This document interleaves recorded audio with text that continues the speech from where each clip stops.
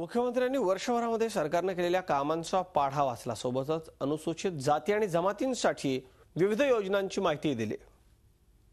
जलयुक्त शिवार सारखी योजना आम्ही आणली आणि आज पाण्याचं जनआंदोलन या योजनेच्या माध्यमातून आम्ही तयार केलं आणि ज्या प्रकारे या योजनेचं काम चाललंय, मला विश्वास आहे की 5 वर्षांमध्ये 20,000 गावं हे आपण दुष्काळमुक्त करू शकू। या सगळ्या कामातनं 24 TMC पाणी आज जमा झालं आहे। 6.5 लाख हेक्टर सिंचन क्षमता त्याची आहे। कर्ज जे शेतकऱ्यांना मिळतं, आपल्यालाही माहिती आहे की मागच्या काळात भ्रष्टाचारामुळे 12 जिल्हा बँका आपल्या कोलॅप्स झाल्या, 3 तर पूर्ण बंद पडल्या, 9 बँका या स्ट्रेसमध्ये आहेत आणि त्यामुळे पाहिजे त्या प्रमाणात ते कर्ज देत नाही। पण आपण कॅपिटल इन्फ्युजन केलं, वेगवेगळ्या प्रकारचे प्रयत्न केले आणि आधीच्या वर्षापेक्षा 1.5 पट शेतकरी हे कव्हरेजमध्ये आणले।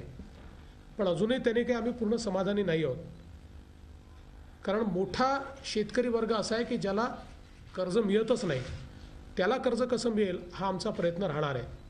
कृषीचं संकट हे अधिक गडद होत आहे आणि शेतकऱ्यांकरता तर ते इतकं वाईट आहे की 4 वर्ष बॅक टू बॅक लागून हा दुष्काळ आहे।